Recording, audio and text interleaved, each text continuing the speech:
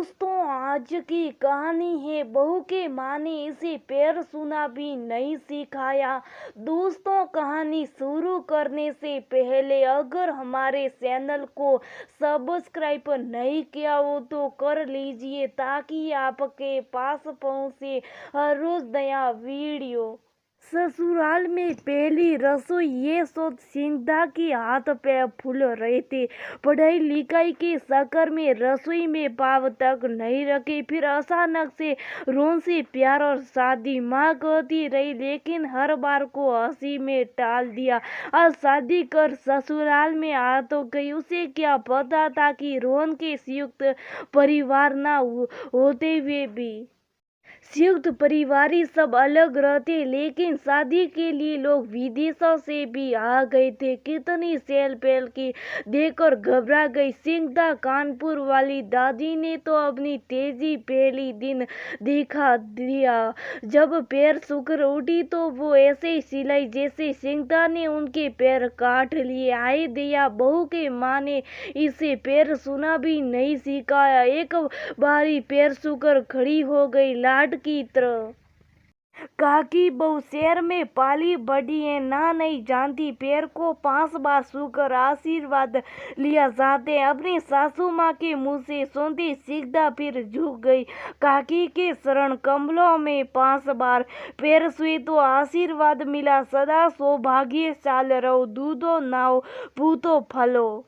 आज पहली रसोई पति के आगू सिमटी सिंघदा 4 बजती झटपट उठ पड़ी। सासू माँ ने एक तरह से विनती करती हुई बोली, सिंघदा बेटा प्लीज कल जल्दी उठ जाना, 5 बजे तक तैयार होकर नीचे आ जाना। बस जब तक सब कल पूजा के बाद कुछ मीठा बना लेना, सभी उसी से मुंह मीठा करेंगे। सिंघदा उठी, झटपट नहा धोकर तैयार होकर पहुंची। रसोई के सामने गई तो सासू माँ उसे देख मुस्कुरा उठी। लाल जरीदार साड़ी, भार मांग, सिंदूर, लाल चूड़ियां और माथे पर लाल बिंदी। आई अद्भुत सिंदूर जैसे साक्षात माँ अन्नपूर्णा ने भोर में दर्शन दे दिया। घर की सभी औरतों ने मिलकर रसोई में पूजा की।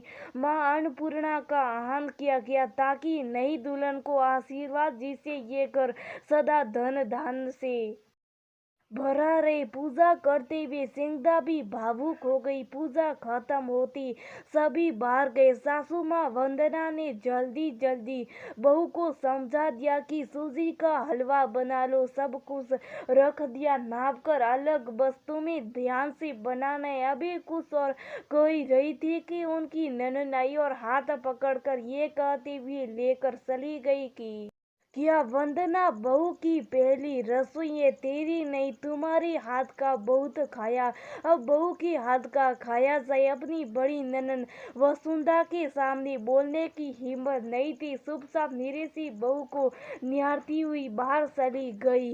वो सुधा दीदी, बहू रसोई में हलवा बना रही, मैं जरा ऊपर भंडार घर की सफाई करा लूं, कहते हुए राधा का हाथ थामा और चली गई।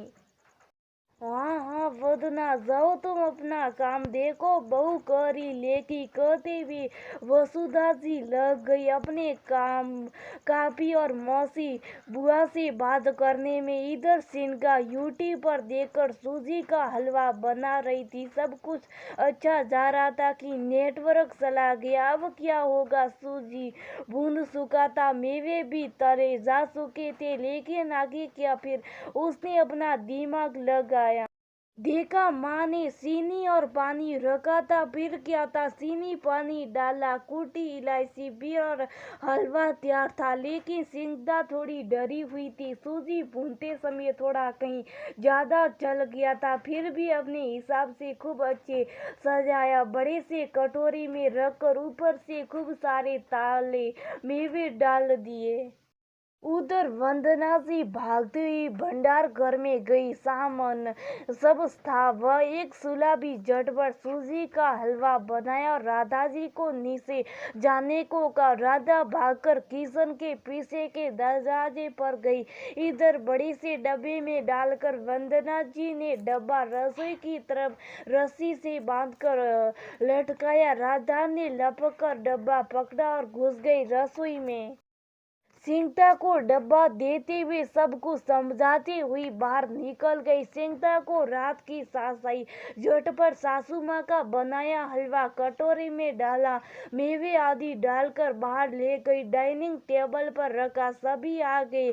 खुशबू बहुत अच्छी आ रही थी। ऊपर से आती वंदना ने बहू को देखकर पूछा, सिंगता बन गया बेटा हलवा?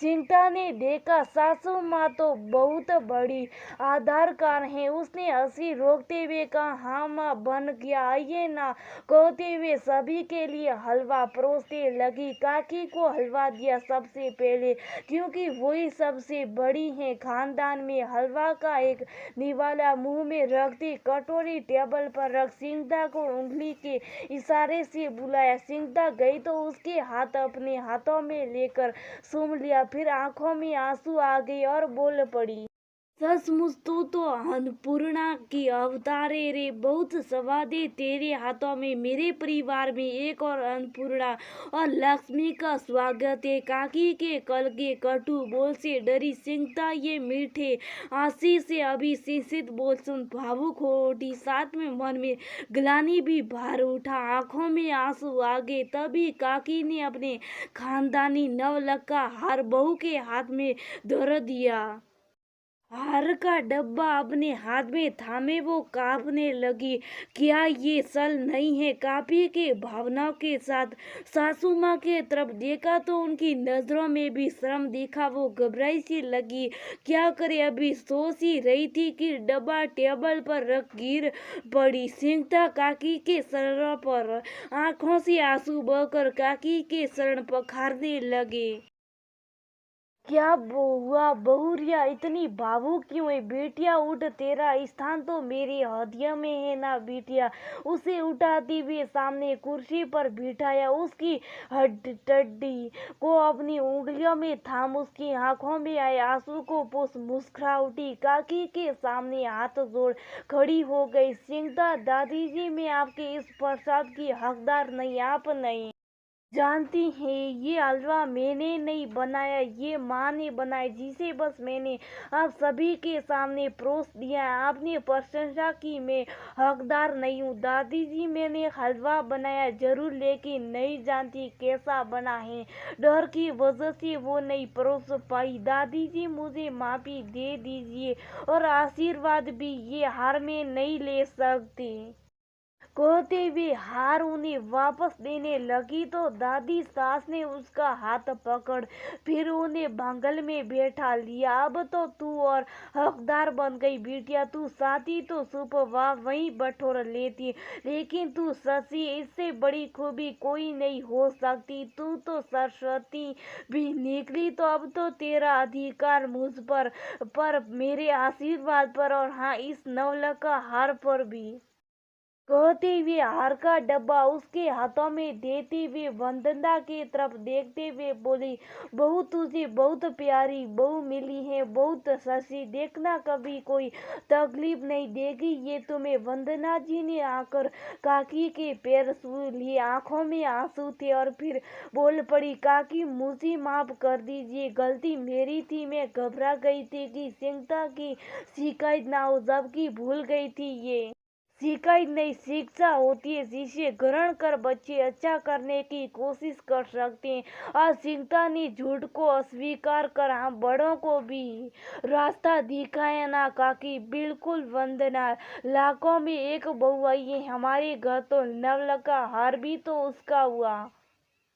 मुस्कुराती हुई काकी बोली। तभी सिंगदा ने दादी के हाथ पर दूसरी कटोरी रख दी। दादी जी, ये है आपके बहू की पहली रसोई का मीठा, जैसा भी बनाओ आज आपको इसी काम चलाना होगा। दादी जी धीरे से कहते हुए मुस्कुरा दी।